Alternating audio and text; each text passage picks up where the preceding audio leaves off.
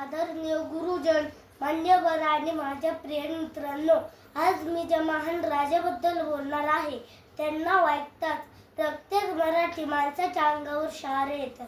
ते म्हणजे धर्मवीर संभाजी महाराज.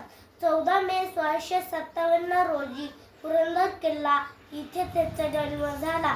ते हिंदवी स्वराज्याचे संस्थापक छत्रपती शिवाजी महाराज यांचे सुपुत्र होते.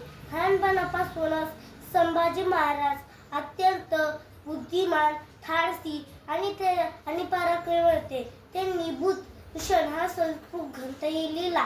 मित्रांनो, संभाजी महाराज फक्त विद्वान नव्हते, तर रणांगणातील सिंह होते.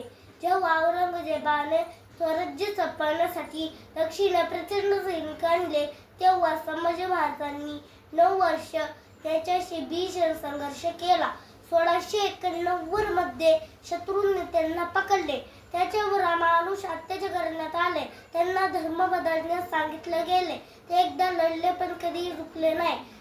त्यांना धर्मवीर म्हणून ओळखतो. संभाजी महाराजांचे जीवन आपल्याला शिकवते, संकट कितीही मोठे असले तरी घाबरायचे नाही. सत्य, धर्म आणि स्वाभिमानासाठी शेवटपर्यंत लढायचे. चला आपण सर्वजण त्या महान राजाला मानाचा मुजरा करूया.